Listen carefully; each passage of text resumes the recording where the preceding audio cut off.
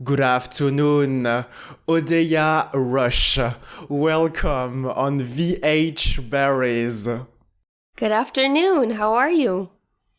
I am extremely grateful because your presence is a stabilizing force in the subtle complexity of time with moments, itching memories.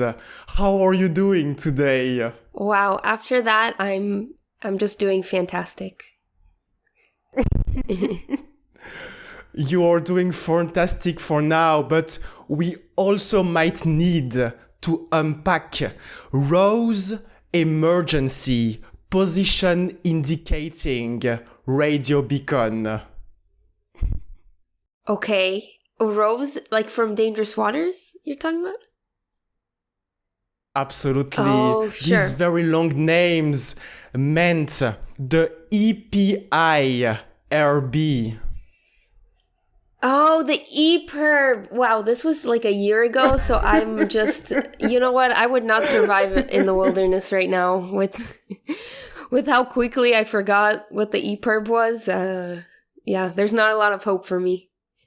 There is indeed a lot of hope for you, Odeya Rush, and I would love to discuss about this very recent project that is called Dangerous Waters. Can you tell us a little bit more about it? Yes, so Dangerous Waters is a thriller. I play Rose, who's a 19-year-old girl who has a single mother, and her single mother is dating this guy who's played by Eric Dane, and Eric Dane's character invites me and my mom to go on a weekend boat ride on his sailboat. My character is afraid of water, and then that sailboat ride is not what you expect to do. So that's my pitch. That's my elevator pitch right there. Absolutely, in definitive, Odeya Rush, it is a sailing holiday captured in 101 minutes that starts by you driving that Ford Mustang from the third generation. Yeah, that was a fun car. That's I don't know. I forgot that was a Ford Mustang, but um, all of that is true. All of that is very true, and maybe that you forgot about this specific car because it is your mother who fixed it at the very beginning before driving to the boat. Yes. Yeah. My mother fixes it. You know, we're like, her and I are buddies. We're best friends. And I'm kind of, when she's fixing it, I'm kind of hoping that it doesn't work because I really don't want to go on this ride. Rose has good instincts. She doesn't really trust this guy. And also she hates the water, like I said. So this is just so many bad things packed into one for her. In addition to that fear of water, I feel that at the complete opposite of a Rose, you are probably enjoying the seas and that you also probably had a good time filming that project. Wow, I had an amazing time. We filmed it in the Dominican Republic, and if we weren't working, we were going out, we were going dancing. We got genuinely really close with the crew. We were really like a little family, and we would have dinners together and go out together. And, you know, some days we're shooting on the beach. So at lunch, people would go surfing. And we had a lot of dogs around us. There's a lot of dogs in the DR, especially where we were shooting. So there was like, it was like filming in paradise. It was so nice. It was like filming in paradise, Odeya Rush. as well as filming in the sea, because I assume that most of the scene were recorded on the actual boat. Yes. So there's one tank that you can shoot in the Dominican Republic. We had that tank. And then we had to change our schedule. Things happen. We changed the schedule. And Jodie Foster took the tank for that. I think that movie came out. Anyway, Jodie took our tank. So we were like, okay, what are we going to do? So the director's like, guys, are you down? Should we try actually shooting in the ocean? And I learned that I get seasick. So the first day they kept telling me, we're going to do a test. We're going to take you out on the water. I was like, guys, we don't need to do a test. I'm fine. I love the water. First day of filming, I'm throwing up, doing a take, throwing up, doing a take. So from that point on, I had to take Dramamine every day. And then I was fine. But yeah, I guess this all just goes back to Jodie Foster and how she took our tank. Otherwise, I wouldn't be throwing up. Absolutely. And the character of both Rose and Alma were, as I just mentioned, fixing the car. And during this moment, we can hear a very powerful song that is named Paradise by Stick Figures. And I noticed those lyrics when all the rain keep falling down, the world don't stop from spinning around. Yeah, I guess that is pretty symbolic of Rose's mentality for this, is she has to keep going and there's so many challenges, and she keeps getting into really tough situations, but she at the end of the day, she's doing it to save those girls. She's not even doing it for herself. So I guess it's pretty symbolic of what the situation that Rose is in. It is very symbolic, Odeya Rush. And you also mentioned the fact that the character of Rose has a very good intuition and that she felt the danger even before stepping into the boat, because that boat is called Annalisa. Yes. When Rose first sees that boat, she's suspicious, and she asks Derek, "Oh, and Elisa, what is this? Who's that?" And then he's like, "Oh, that's just how I bought it." And that's like clue number 1, not to trust him. This is clue number 1, and the clue number 2 would probably be to receive a marlin spike as a gift. Mm-hmm. Yes. I think when she gets that marlin spike, she's excited because that's something Rose likes. She goes shooting, and she's a tomboy. She has fight training, so the marlin spike is definitely a gift that she likes, but it is definitely foreshadowing for her needing that spike in the future. Absolutely. As it is described, this specific marlin spike will untangle any knot, and if you ever find yourself in a jam, and to come back to the overall genre of Dangerous Waters, it is a thriller, but I also felt that there is a lot of action. Could you tell us a little bit more about those very specific scenes in which you had to fight? Yeah, the action scenes I surprisingly really enjoyed. I didn't really have aspirations to do an action movie, and I didn't know if I was even capable of it, to be honest. And when we started the fight training and the gun training, I was like, wow, I'm actually having so much fun. All the combat scenes, I mean, I felt like I was in a video game, and I don't know, I watched the movie, I was like, okay, I can pull it off. So I was, it really caught me by surprise. And I have to give a shout out to Sonia, my stunt double, because she was amazing, not just doing the difficult stunts, but also with training me, and she was by my side every moment because it was something super new for me. So shout out Sonia. Love you, girl.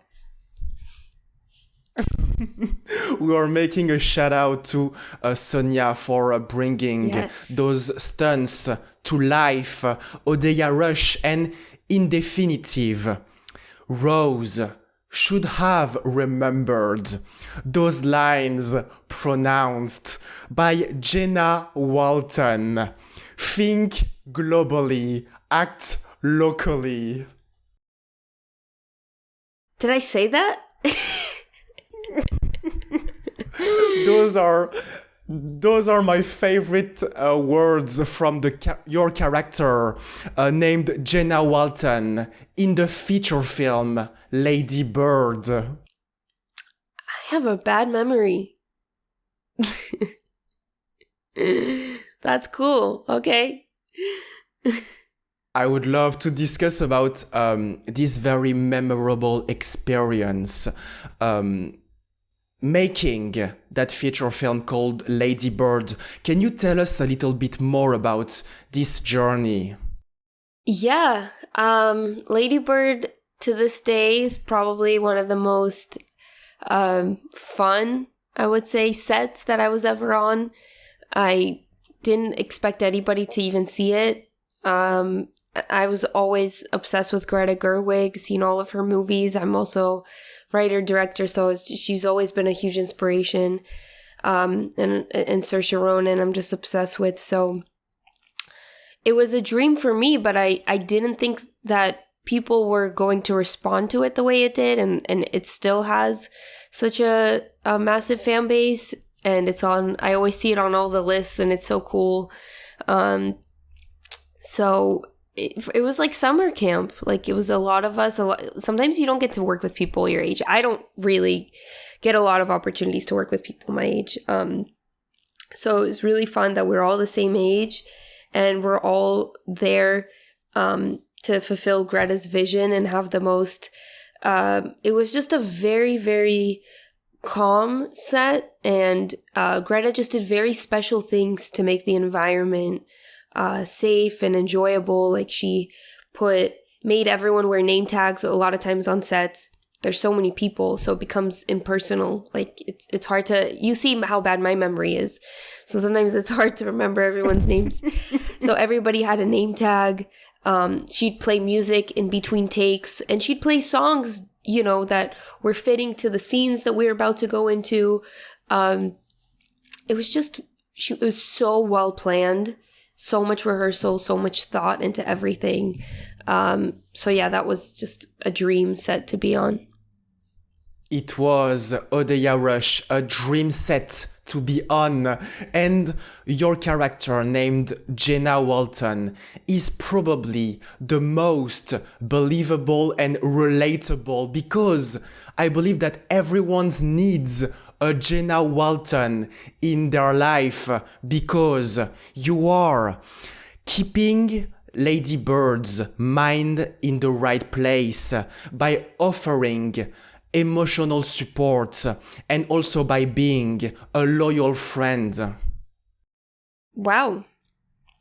I mean, yeah, Jenna is very straightforward. I'm trying to remember back to that character, because I watched that movie once. I don't really like to watch myself, even though it's such a good movie. I should have seen it a million times, but I don't really like watching myself. So yeah, I mean, she's very straightforward.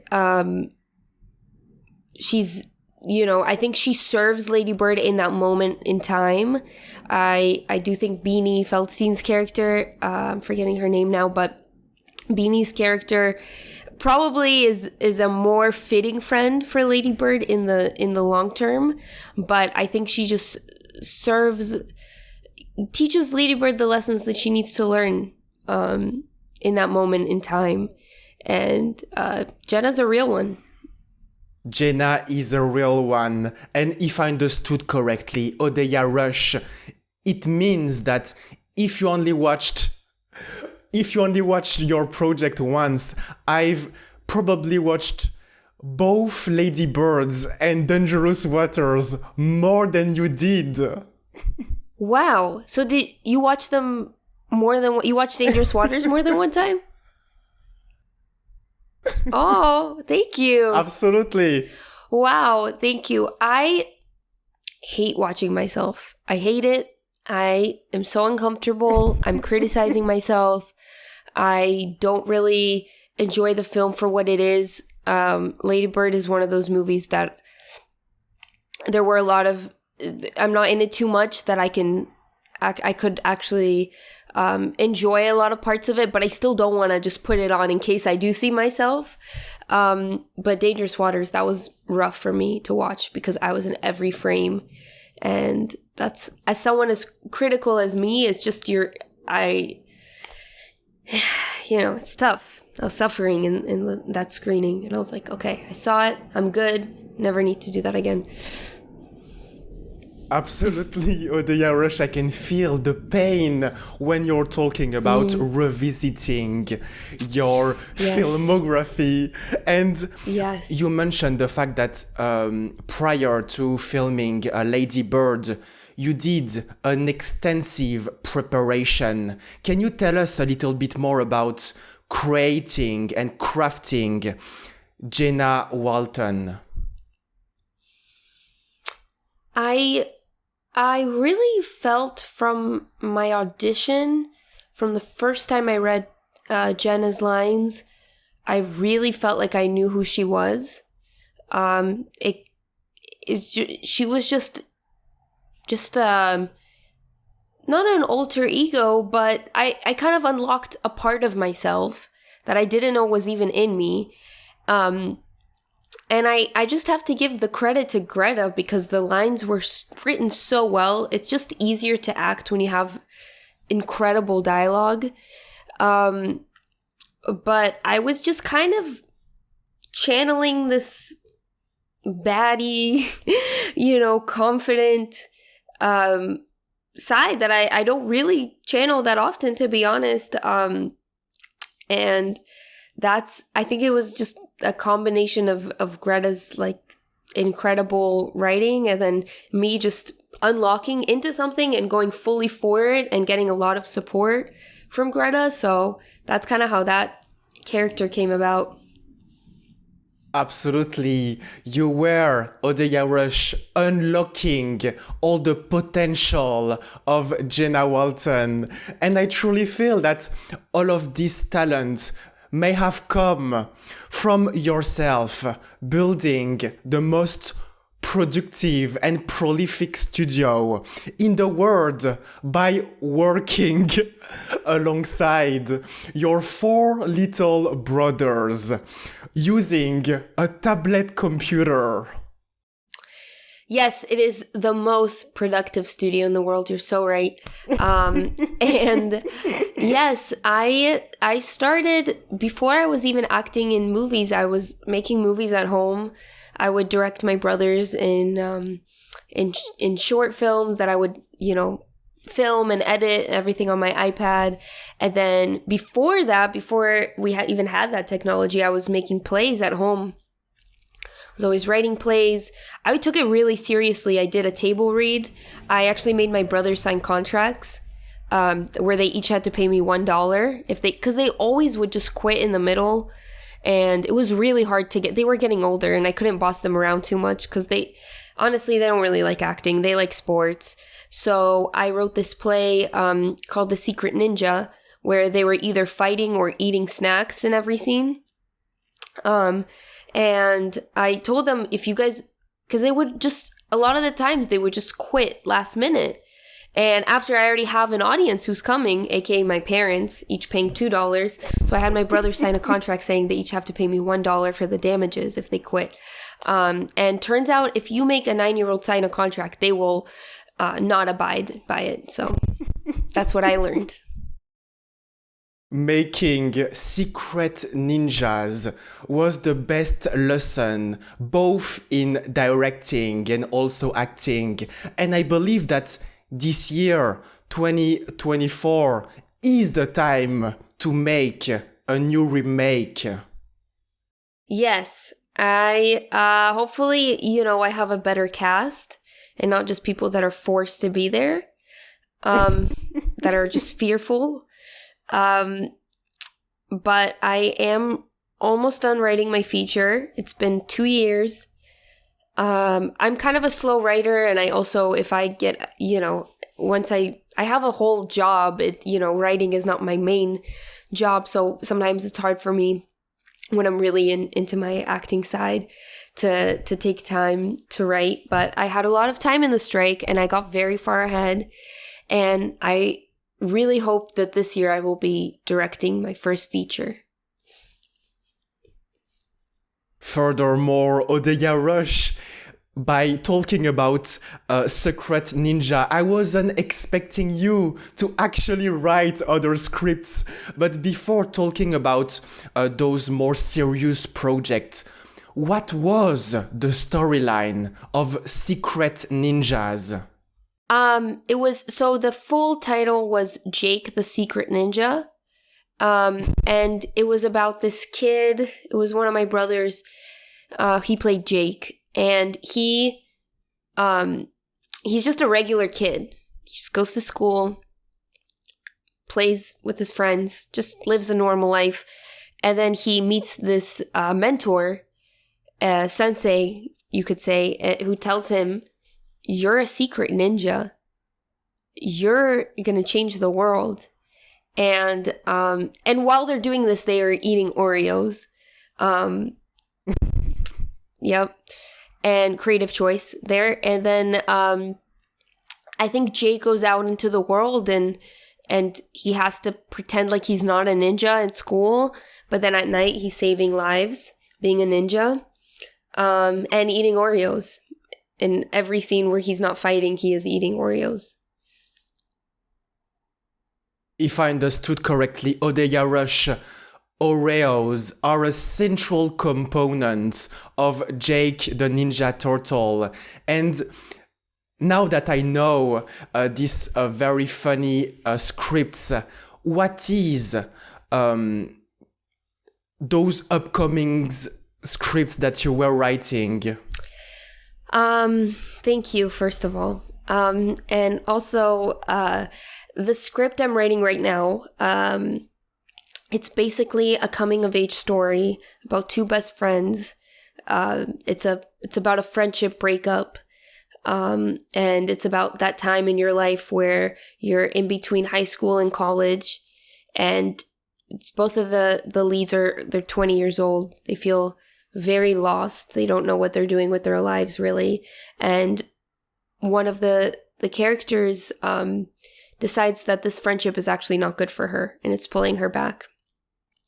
So it's kind of that story about their breakup as friends and what she learns throughout that journey. This is a story with two friends, Odeya Rush, and you mentioned the fact that you are not really enjoying to see yourself on the screen. So I assume that this time you will be directing other actors instead of playing inside this project. So I don't know why I put myself in these situations, but I do.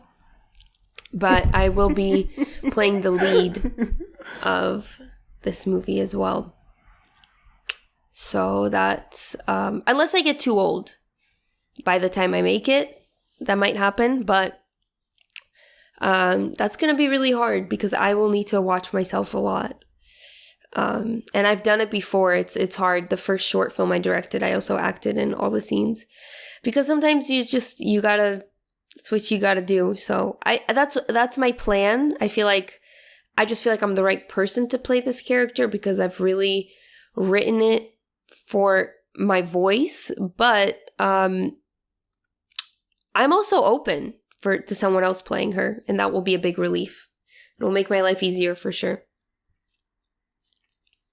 It will make your life easier for sure, and I am looking forward to see that upcoming project in which I probably won't see an emergency position indicating radio beacon. Thank you very much, Odeya Rush. Wow, thank you so much. You did a great job.